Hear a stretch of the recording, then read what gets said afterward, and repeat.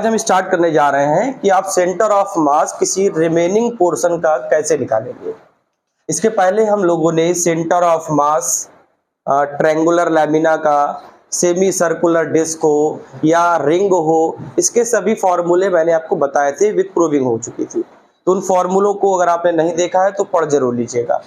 तो आज हम स्टार्ट करने जा रहे हैं centre of mass of remaining part. Remaining part का मीन्स सपोज दैट हम लेट कर लेते हैं, लेट अ सॉलिड डिस्क। हम मान लेते हैं कि एक सॉलिड डिस्क है मेरे पास, ये एक सॉलिड डिस्क है, ठीक है। इस डिस्क में हम कुछ पोर्शन रिमूव कर देते हैं। तो हम कुछ पोर्शन यहां से, बेटा इसकी रेडियस ये है, रेडियस इसकी r है, हम यहां से इस पोर्शन को रिमूव कर रहे हैं, ठीक। अब जब इस पोर्शन को हम रिमूव कर देंगे तो जितना भी रिमेनिंग पोर्शन आपके पास बच रहा है, ये रिमेनिंग पोर्शन आपके पास बच रहा है, तो कहेगा बताओ इस रिमेनिंग पोर्शन का सेंटर ऑफ मास कहां होना चाहिए। तो अगर हम इस बात को थोड़ा सा कन्वर्ट कर लें, क्या ये आपको दो डिस्क नहीं दिख रही? आपको ऐसा लग रहा होगा ये एक डिस्क हमारे पास ये है और सेकंड डिस्क हमारे पास इनसाइड अंदर की तरफ है। तो हम इसी दोनों डिस्क को हम एक काम करते हैं कि दोनों को सेपरेट कर देते हैं, अलग अलग कर देते हैं। तो थोड़ी देर के लिए हम इसको एक काम करते हैं बेटा कि एक डिस्क हमने यहाँ पे बना ली और एक डिस्क हमने यहाँ पे बना ली, ठीक। पहले जो हमने क्या किया कि हमने कहा एक काम करो, इस मार्कर में से इतने पोर्शन को हटाना है। तो हमने कहा ऐसा करो कि ये मार्कर तो पहले पूरा ले लो और फिर इतना पोर्शन अलग से ले लो। अब इस अलग से वाले पोर्शन को हटाओगे कैसे? तो हटाने के लिए इसके मास को हम रिमूव कर दें। अगर इसके मास को हम रिमूव कर देंगे तो फिर से वही पोजीशन मिल जाएगी। तो हमने क्या किया बेटा, सबसे पहले एक डिस्क क्रिएट कर ली। अब मान लो मेरे पास ये जो डिस्क बनी है, ये पूरी डिस्क हो गई, ये पूरी डिस्क हो गई। इस डिस्क में ये जो पोर्शन है हमारा, इसको बेटा हम ऐड करेंगे कि रिमूव करेंगे? ऐड करेंगे कि रिमूव करेंगे? क्या करेंगे? रिमूव करेंगे। क्या करेंगे? रिमूव करेंगे। तो बताओ इसका मास हमने क्या लेट कर लिया? m1। इसको हटाना है, अगर हटाना है तो प्लस लगाऊं कि मैं माइनस लगाऊं? माइनस। रिमूव करने के लिए क्या करना पड़ता है? माइनस। तो बेटा हमने क्या कर लिया? माइनस का m2, ठीक है। डिस्क कैसी होती है? टू डायमेंशनल होती है। डिस्क कैसी होती है? Two dimensional. तो फॉर्मूला जरा बताओ बेटा। RCOM हम लोग क्या पढ़ते थे? M1R1 प्लस M2R2 अपान M1 प्लस M2। लेकिन यहां पे एक समस्या है क्योंकि मास कैसा है? माइनस। अब अगर हम सोचें इस पोर्शन को उठा के यहां पे रख लो तो भैया यहां से माइनस M2 हट जाएगा और यही फिनोमिना फिर से बन जाएगा। तो इस फिनोमिना को हमने इजी करने के लिए क्या किया, सबसे पहले इसको लेट एट टू डिस्क हमारे पास हो गई। एक डिस्क हमारे पास ये हो गई और एक डिस्क ये हो गई जिसको मुझे रिमूव कराना है, हटाना है। तो इसके मास को तो मैंने M1 लेट कर लिया और इसके मास को प्लस M2 ना लेट करके माइनस M2 कर लिया और ये पोर्शन यहां से रिमूव हो जाएगा। वही कहानी जो मैंने आपको मार्कर में समझाई कि अगर ये मार्कर में इतने पोर्शन को रिमूव करना है तो हम क्या करें, पहले इसको पूरा ऐसे ही बना रहने दें। फिर हमने क्या किया, जितने पोर्शन को रिमूव करना है इसको बाहर निकालें और इसके मास को हम क्या कर दें? माइनस कर दें, सबट्रैक्ट कर दें। तो फिर से वही पोर्शन हमको मिलेगा कि नहीं? वही फिनोमिना हमने यहां पर किया। अब जरा ध्यान से देखो कि बेटा फॉर्मूला क्या बनना चाहिए? M1R1 रेडियस अभी नहीं रख रहे हैं, फॉर्मूला बना रहे हैं। यहां प्लस लगाऊं कि माइनस? माइनस मास M2 का सब्ट्रैक्ट कर रहे हो बेटा, तो माइनस M2R2 अपॉन पे बेटा M1 माइनस M2, ठीक बात। ये हमारा फॉर्मूला हो गया RCOM का। बेटा 2D स्ट्रक्चर है, इट है, तो 2D स्ट्रक्चर की जो डेंसिटी होती है वो होती है सिग्मा, और सिग्मा को बेटा हम लोग क्या बोलते हैं? सरफेस मास डेंसिटी कहते हैं। तो अगर बताओ बेटा यहां पर सिग्मा है तो सिग्मा इक्वल होता है M/A। इसका मतलब है 1 मीटर स्क्वायर का जो मास है वो सिग्मा है। अगर मैं इसको लिखूं तो 1 मीटर स्क्वायर का मास कितना है बेटा, सिग्मा। तो 2 मीटर स्क्वायर का मास 2 सिग्मा और 3 मीटर स्क्वायर का 3 सिग्मा। ठीक है, इतनी बात तो कंफर्म है। तो मैं इसको सिग्मा के टर्म में बदलता हूं। तो क्या मैं मास m1 को सिग्मा इंटू A1 लिख सकता हूं? जरा ध्यान से देखिए, हमने मास m1 को लिखने के लिए क्या किया, सिग्मा इंटू A1 कर दिया। अब सिग्मा किसी पर्टिकुलर ऑब्जेक्ट का डेंसिटी बदलती नहीं है, स्ट्रक्चर तो वही बना हुआ है ना, तो उस स्ट्रक्चर का मैंने सिग्मा क्या लेट किया, कांस्टेंट, उसको चेंज नहीं करेंगे।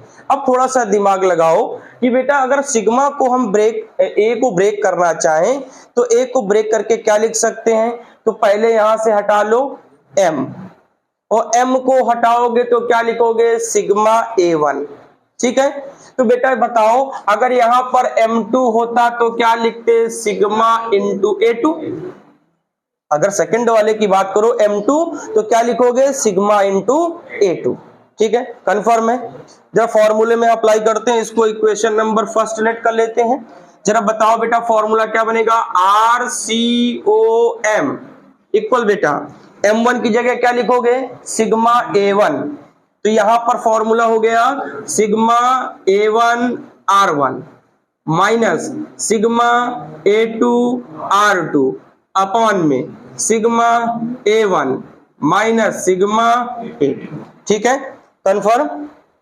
मास के प्लेस पे हमने क्या लिखा, डिस्क है, डिस्क हमारा होता है 2D और 2D की डेंसिटी होती है सरफेस मास डेंसिटी, इसको कहते हैं sigma. Sigma equal mass upon area. 1 metre square disc का मास 1 सिग्मा, 2 मीटर स्क्वायर का 2 सिग्मा, n मीटर स्क्वायर का n सिग्मा। तो इसका मास m1, तो इसका सिग्मा कितना, m1 equal sigma into A1 और m2 equal sigma into A2। यहां से m1 m2 को रिप्लेस कर दो। तो जरा बताओ बेटा यहां से RCOM आपको क्या मिला, यहां से सिग्मा कॉमन लेके कैंसिल कर दीजिए, तो नया फॉर्मूला आया A1 R1 minus A2 R2 अपान में A1 माइनस A2, और यही सबसे इंपॉर्टेंट फॉर्मूला है। RCOM क्या मिला, A1 R1 minus A2 R2 अपान A1 माइनस A2। अगर बेटा हम आपसे x का पूछते, x का, तो आप लिखते A1 x1 minus A2 x2 अपान A1 माइनस A2। ऐसे ही बेटा अगर हम आपसे YCOM कहते तो आप लिखते A1 Y1 minus A2 Y2 अपान A1 माइनस A2। तो हमारे पास दो फॉर्मूले मिल गए। इस डिस्क को हटाने के लिए XCOM A1 x1 minus A2 x2 अपान A1 माइनस A2, और बेटा हमको यहाँ पर YCOM मिल गया A1 Y1 minus A2 Y2 अपान A1 माइनस A2। अब इस फॉर्मूले से हम इन दोनों को एक साथ कर सकते हैं। कैसे करेंगे, मान लीजिए कि आपके सामने ये कंप्लीट डिस्क हो गई, ये प्लस m1, इस वाले मास को मैंने यहाँ पे रखा। अब इसको रखने के बाद हम क्या करेंगे, इसको यहाँ पे रखा, अब इसको ये वाला मास प्लस m1 और ये वाला मास माइनस m2, तो ये खुद ब खुद पोर्शन हट जाएगा और आपके पास सिर्फ रिमेनिंग पोर्शन बचेगा। तो कुल मिला के आपके पास सिर्फ इतना पोर्शन बचेगा।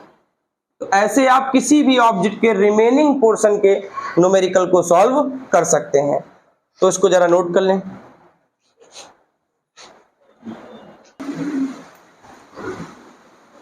तो चलिए इसका एक एग्जांपल करते हैं। सपोज दैट एक डिस्क है, उस डिस्क की रेडियस है r। ठीक है, उस डिस्क के साथ हमने क्या किया, एक r/2 रेडियस की, r/2, ये जो डिस्टेंस है बेटा r/2। अब बताओ जो आपका पोर्शन रिमेनिंग है, ये जो पोर्शन बच रहा है, इस पोर्शन का सेंटर ऑफ मास कहां होगा। फिर से मेरे क्वेश्चन को समझ लीजिए।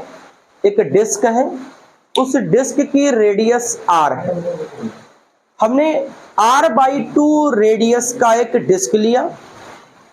अब उस डिस्क को वहां से रिमूव कराना है। तो जो रिमेनिंग पोर्शन बचेगा आपके पास, उस रिमेनिंग पोर्शन का हमको सेंटर ऑफ मास चाहिए। बोले क्वेश्चन समझ गए? क्वेश्चन में कोई डाउट? तो अब ट्राई करो। तो एक काम करते हैं, मैं आपको एक बताता हूं, फिर आप एक ट्राई करिए। एक काम करते हैं बेटा, ये जहां से मैंने बताया था कि जो चीज आपसे पूछी जाती है उसके सेंटर को थोड़ी देर के लिए ओरिजिन मान लो। तो ये सेंटर ओरिजिनल वाला है, पूरे डिस्क का सेंटर है। तो इस पूरे डिस्क के सेंटर को हम बेटा ओरिजिन लेट कर ले रहे हैं 0,0। अच्छा एक बात और सोचो, थोड़ा दिमाग लगाते रहना बेटा। इसकी रेडियस है r/2। कंप्लीट जो डिस्क होती है, कंप्लीट, उसका सेंटर ऑफ मास रेडियस पे होता है। अगर डिस्क हाफ हो जाए तो 4r/3π, ये हमने प्रूफ किया था। लेकिन मैंने बताया था कि कंप्लीट डिस्क है, कंप्लीट रिंग है, कंप्लीट रिगिड बॉडी है, उसका सेंटर ऑफ मास सेंटर पे होता है। तो ये तो कंप्लीट स्ट्रक्चर है भी, इसका सेंटर ऑफ मास यहाँ पे होगा 0,0। फिर बेटा जरा दिमाग लगाओ, क्योंकि हमारा फॉर्मूला होता है XCOM equal A1x1 minus A2x2 upon में A1 माइनस A2, ये x वाला है। फिर ऐसे ही आपका y का होता है। तो क्या करूं बेटा, बताओ, दिमाग लगाओ। x1, क्या आपको x1 0 दिख रहा है? ये ओरिजिन, ये वाला पॉइंट ओरिजिन, ओरिजिन क्या 0,0। इस छोटे वाले जो हमारा डिस्क बना है, इसका ये सेंटर है। बताओ x में कितना चल के सेंटर बना? और ध्यान समझिए, x में कितना चल के सेंटर बना? कितना चल के? r/2। कितना चले आप? r/2। ये x में चले कि y में? x में। क्या y में चले? नहीं चले, तो y का 0। पूरी इतनी बात कंफर्म। अब इसको उठा के यहां रख लीजिए आप। बताओ A1 पूरे का एरिया कितना? πr²। बोलो बात ठीक? बेटा x1 ये लिखा है 0, x1 0 माइनस, बताओ A2 इसको रिमूव करना है उसको, ये A2 कितना हो गया? पाई, इसकी रेडियस बोलो r/2 का होल स्क्वायर। बताओ इसमें किसी को डाउट? इसकी रेडियस r/2 है। बेटा इसका सेंटर ऑफ मास कहां पे है? अभी आपने बताया कहीं इस पॉइंट पर, और शायद ये पॉइंट ओरिजिन से r/2 डिस्टेंस पर है। तो बताओ यहां पर x2 कितना होगा? r/2। कंफर्म? कंफर्म। अपॉन में आओ A1 माइनस A2। बोलो A1 क्या? πr² माइनस A2 क्या? πr/2 का होल स्क्वायर। बेटा सॉल्व करते हैं। XCOM, बेटा ये पोर्शन 0, क्योंकि यहाँ 0 से मल्टीप्लाई है। बताओ क्या बचा? Minus pi. बेटा इसको सॉल्व करो, r²/4 इंटू r, तो बन गया r³ और 4 2 8 अपॉन में हो गया 8। अपॉन में आ जाइए बेटा, यहाँ एलसीएम ले लो, ये है πr²/4। तो एक काम करते हैं, हम यहां से बेटा πr² को कॉमन कर लेते हैं। तो यहां पर 1 रिमेनिंग और यहां पर r²/4, r² बाहर है, तो क्या 1/4 बचेगा? जरा गौर से देख लीजिए, πr²/4, πr² कॉमन है, तो 1 माइनस 1/4। जरा इसको सॉल्व करो, तो 4 1 जा 4, तो 3/4। तो बोलो XCOM equal minus πr³/8 upon में आ जाओ बेटा, 4 1 जा 4 माइनस 1, 3/4। तो 3/4 πr²। ठीक है, बात कंफर्म है बेटा। 4 कहां जाएगा? ऊपर जाएगा। तो बताओ फॉर्मूला क्या बनेगा? -4 πr³ अपॉन में 3 साथ में आ गया, तो 3πr² इंटू 8। पाई से पाई कैंसिल, स्क्वायर से बेटा पावर कैंसिल। बेटा 4 2 जा 8 होता है, तो शायद ऊपर r बचा है, और अपॉन में 3 2 जा 6 बचा है। तो बताओ क्या मिला? -r/6। कहां पे? x में। बोलो पहली बात कंफर्म हुई, एक्स COM कितना मिला, माइनस, माइनस का मतलब समझे पीछे की तरफ, माइनस का मतलब समझे ये r/2 है, ये r/2 है, इसका मतलब है इधर पीछे यहां कहीं मिलेगा इसका सेंटर ऑफ मास x में, क्या -r/6। क्या y में चेक करें, आपको खुद दिख रहा होगा कि ये x y 0,0 है, देखिए y1 0 है और शायद y2 भी 0 दिख रहा होगा। तो जब y1 y2 दोनों 0 हैं तो फॉर्मूले आप जानते हैं कि YCOM इक्वल क्या होता है, A1 y1 minus A2 y2 upon A1 minus A2, y1 and y2 both are 0, दोनों 0 हो गए तो बोलो YCOM बेटा कितना आया, 0। तो YCOM कितना मिला, 0। इसका मतलब है जब हमने डिस्क R रेडियस की डिस्क से r/2 रेडियस डिस्क को हटाया तो उसका सेंटर ऑफ मास पीछे शिफ्ट हो गया, कितना पीछे शिफ्ट हो गया, -r/6। समझ में आया, नोट कर लें।